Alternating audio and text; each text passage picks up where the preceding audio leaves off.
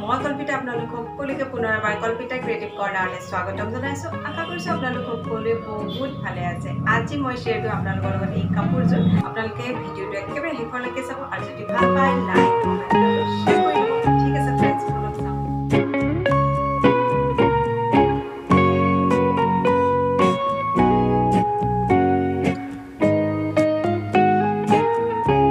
এতিয়া চাওক ফ্ৰেণ্ডছ, মই লৈছোঁ এইযোৰ কাপোৰ। এইযোৰ কোনো নতুন কাপোৰ নহয়, পুৰণাই হয়, কিন্তু মই ইয়াক দিম এটা নতুন লুক। এইযোৰৰ কালাৰটো হৈছে বটল গ্ৰীণ কালাৰ হয়। ঠিক আছে, এতিয়া চাওঁচোন আহক মই কি কৰিছোঁ তাৰ কাৰণে। যিহেতু মোৰ কালাৰটো অলৰেডি ডাৰ্ক হয় কাপোৰযোৰৰ, সেইকাৰণে মই এটা লাইট কালাৰ বাছি লৈছোঁ আৰু এই কাপোৰযোৰ মই একেবাৰে ফ্ৰী হেণ্ড কৰিছোঁ। ইয়াত কোনো ধৰণৰ আগতীয়াকৈ মই ট্ৰেচিঙৰ কাম কৰি লোৱা নাই। একদম সহজ মই কিছুমান পাত ফুল আঁকিবলৈ চেষ্টা কৰিম, আপোনালোকক দেখাই যাম। আপোনালোকে চাই যাওকচোন ভিডিঅ'টো আগলৈ।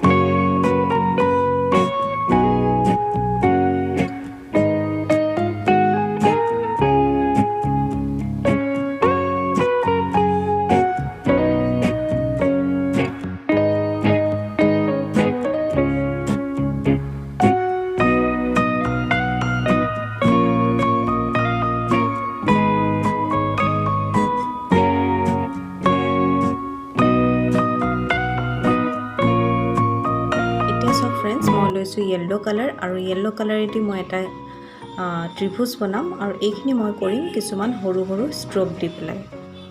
আৰু ইয়াৰ মাজে মাজে মই ফ্লেছ টিন কালাৰটো দি যাম। এই ডিজাইনখিনি মই কৰি আছোঁ চাদৰৰ আঁচলত।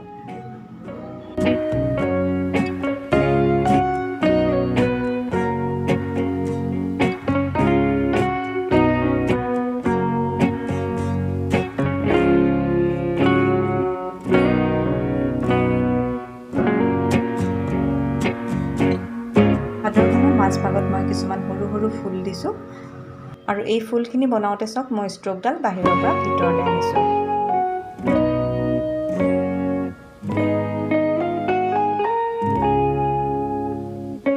একেবাৰে চিম্পল হয় আৰু মাজত এটা এটা হালধীয়া ৰং দি গৈছোঁ।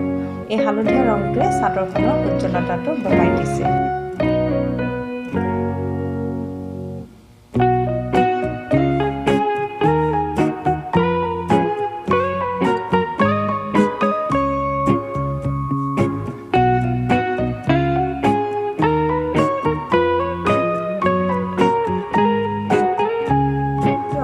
কেনেকুৱা লাগিলে জনাব ফ্ৰেণ্ডছ।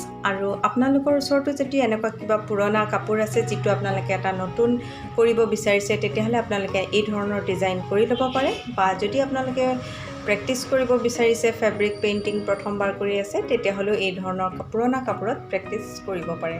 এইখন চাওক, চাদৰখন হৈছে এইখন, ফুলখিনি আছে গোটেইখিনি আৰু মেখেলাখনত ফুল নাই, ইয়াত মাত্ৰ আছে পাত। ঠিক আছে ফ্ৰেণ্ডছ, আজিলৈ ইমানতে সামৰিছোঁ। অহাবাৰ আকৌ লগ পাম এটা নতুন ভিডিঅ', নতুন কাম লৈ আহিম। তেতিয়ালৈকে সকলোৱে ভালে থাকক, সুস্থ থাকক। নমস্কাৰ।